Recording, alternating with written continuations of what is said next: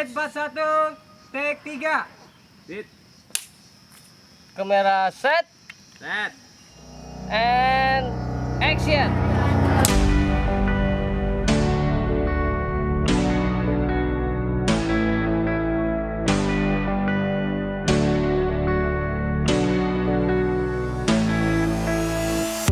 Ide dan visi besar dari film ini adalah ingin menceritakan pendidikan merdeka. Awalnya dari situ. Kemudian waktu itu kita mencari ide bagaimana membuat sebuah film, tetapi film ini tetap utuh menjadi Indonesia banget, Indonesia sekali gitu kan. Nah akhirnya kita memunculkan waktu itu kita terinspirasi. Saya terinspirasi dari seorang bapak pendidikan Indonesia yaitu Ki Hajar Dewantara. Beliau mengatakan ada Ing Ngarso Sung Tulodo, Ing Madjo Mangunkarso, dan Tuturi Handayani. Yang akhirnya waktu itu kita ingin menerapkan pendidikan di Indonesia, pendidikan yang betul-betul merdeka, tidak terikat oleh aturan-aturan yang sebetulnya terlalu baku bagi pendidikan Indonesia.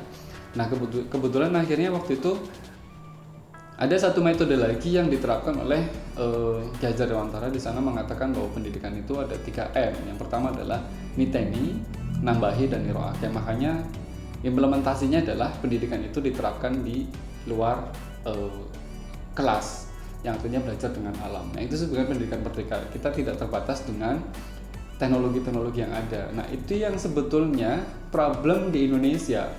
Indonesia itu tidak sama seperti kayak misalkan di Pulau Jawa tuh. Semua punya keterbatasan. Makanya di film ini saya ingin menekankan, ayo belajar secara merdeka, belajar secara mandiri, tidak terikat oleh teknologi-teknologi, tetapi bisa mengeksplorasi alam dan sekitarnya. Makanya disebut dengan pendidikan merdeka. Seperti itu inspirasi. Nah visi besarnya adalah bahwa film ini sesuai dengan judulnya. Film ini judulnya Tanah Cita-Cita.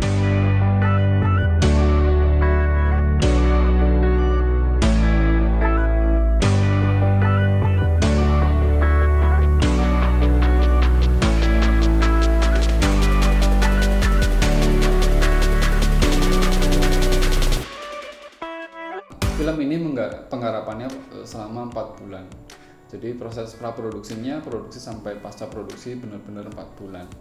Nah, kenapa waktunya yang paling lama adalah di praproduksi. Kita waktu itu bersama produser, saya produser dan DOP itu beberapa kru inti, kita hunting ke sana bolak-balik untuk memastikan lokasi yang memang kita pilih.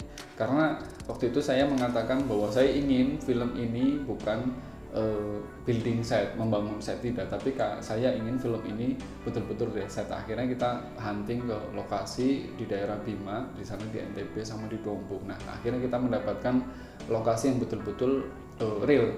Nah termasuk sekolahnya, termasuk lokasi-lokasi yang lain. Kemudian kita waktu itu juga saya bilang saya ingin pemainnya real, karena film ini bercerita kenyataan di daerah yang memang sedang dialami. Dan ternyata memang kita menemukan lokasinya juga luar biasa, dan itu tidak sama sekali kita nggak nge-building, itu alami, betul-betul lokasi seperti itu. Makanya itu cermin pendidikan di Indonesia.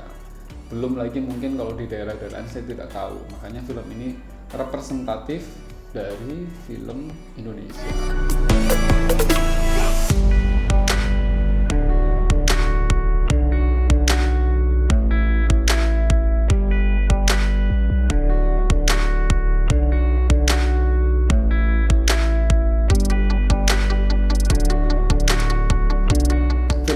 Beratkan lebih kepada unsur naratif, semata-mata agar cerita dari ide besar tadi, dari visi besar tadi itu betul-betul terwujud dengan baik. Makanya saya waktu itu memutuskan ya sudah, film ini harus dikuatkan di unsur naratif, bukan lagi unsur sinematik.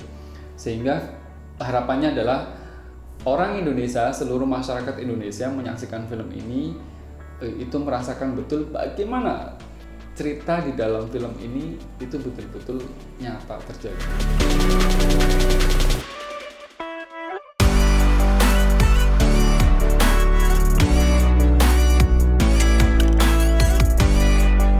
Kenapa judulnya Tanah Cita-Cita? Film ini tagline-nya menggunakan Indonesia tanah harapan bagi mereka yang mau berkejaran, membela masa depan, dan mungkin makna hidup. Maksudnya adalah setiap orang di Indonesia itu bisa eh, mewujudkan dirinya melalui tanah kelahirannya.